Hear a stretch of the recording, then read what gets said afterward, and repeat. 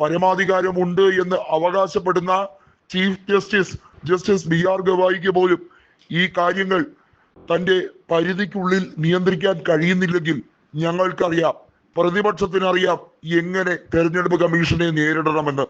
ഈ വാക്കാണ് കൃത്യമായി രാഹുൽ ഗാന്ധി ഇപ്പോൾ പാട്നയിൽ പറഞ്ഞിരിക്കുന്നത്. അതായത് ഓരോ ഇന്ത്യയിലെ ഭരണഘടനയെ വിശ്വസിക്കുന്ന നിരവധിയായ കോടിക്കണക്കിന് വിശ്വാസികളെ കോൾമയിർ കൊള്ളിക്കുന്ന രീതിയിൽ, കിടിലം കൊള്ളിക്കുന്ന രീതിയിലുള്ള വാക്കാണ് രാഹുൽ ഗാന്ധി ഉച്ചരിച്ചത്. ഇന്ത്യയുടെ പ്രതിപക്ഷ നേതാവാണ് ഞാൻ. അങ്ങനെയുള്ള എന്നിൽ വിശ്വാസം അർപ്പിച്ച കോടിക്കണക്കിന് ജനതയുണ്ട്. അവർക്കറിയാം തെരഞ്ഞെടുപ്പ് കമ്മീഷൻ എന്നത് ഇന്ന് വെറും ഒരു കളിപ്പീരാണ്, തട്ടിപ്പാണ്. സുപ്രീം കോടതിയുടെ ചീഫ് ജസ്റ്റിസ് കൂടി അംഗമാകേണ്ട പാനലിലാണ് അദ്ദേഹത്തെ എടുത്തു കളഞ്ഞത്. പ്രതിപക്ഷ നേതാവായ എന്നെ അവർ കളിയാക്കി പുറത്തുവിട്ടു. എന്നിട്ട് രാത്രി അവർ രണ്ടുപേരും കൂടി, അതായത് നരേന്ദ്രമോദിയും അമിത്ഷായും കൂടി ജ്ഞാനേഷ് കുമാറിനെ അങ്ങ് നിയമിച്ചു.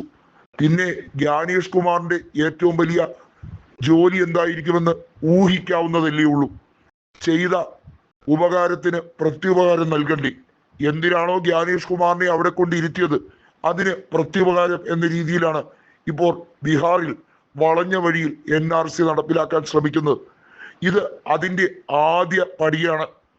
ബംഗാളിലും അസാമിലുമൊക്കെ നടത്തിക്കൊണ്ടിരിക്കുന്നതും ഇതേ പരിപാടി തന്നെയാണ്. അവിടെ രണ്ട് വ്യത്യസ്ത സർക്കാരാണ്. മമതാ ബാനർജി പല്ലും നഖവും ഉപയോഗിച്ച് എതിരിടുന്നുണ്ട്. സുപ്രീം കോടതിക്ക് ഈ വാചകം തന്നെയാണ് ധാരാളം. കാരണം സുപ്രീം കോടതി കൃത്യമായി ഒരു വിധി പുറപ്പെടുവിക്കാൻ ഇരിക്കുക കൂടിയാണ്. അത് തെരഞ്ഞെടുപ്പുമായി ബന്ധപ്പെട്ട കാര്യത്തിൽ കമ്മീഷണറുടെ അധികാരം വെട്ടിച്ചുരുക്കുന്ന നിയമ നടപടി.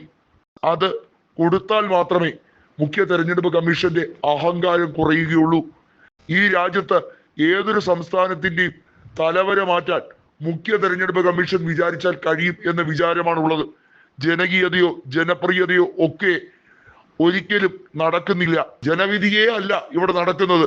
ജനവിധിക്ക് ആസ്പദമായ രീതിയിലാണോ ഓരോ സംസ്ഥാനത്തും സർക്കാർ വരുന്നതെന്ന് രാഹുൽ ഗാന്ധിയും തേജസ്വിയും D രാജയും അതുപോലെ തന്നെ നിരവധിയായ മഹാഗഠബന്ധൻ നേതാക്കളും ചോദിക്കുന്നു.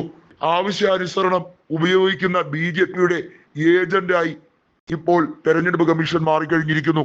സുപ്രീം കോടതിക്ക് പോലും പിടിച്ചാൽ കെട്ടാൻ പറ്റില്ല എന്ന രീതിയിൽ നിലവിലെ ഭരണഘടനയിൽ ഭേദഗതി വരെ വരുത്തിക്കൊണ്ട് സുപ്രീം കോടതിയുടെ മേളിലേക്ക്, അതായത് അവർക്ക് പോലും പരിധിയിൽ കവിയുന്ന രീതിയിൽ ഇലക്ഷൻ കമ്മീഷന്റെ അധികാരങ്ങൾ, പ്രത്യേകിച്ചും വോട്ടിങ്ങുമായി ബന്ധപ്പെട്ട തെളിവുകൾ നിശ്ചിത സമയത്തിനുള്ളിൽ നീക്കാം. അത്തരത്തിൽ എല്ലാ രീതിയിലും ഇലക്ഷൻ ചട്ടങ്ങൾ തന്നെ കാറ്റിൽ പറത്തിക്കൊണ്ടുള്ള തീരുമാനം, അത് നിയന്ത്രണ വിധേയമാക്കിയേ മതിയാവുകയുള്ളൂ. ഇല്ലെങ്കിൽ സംസ്ഥാനങ്ങളിൽ ഇത്തരമൊരു പ്രഹസനം വേണ്ട.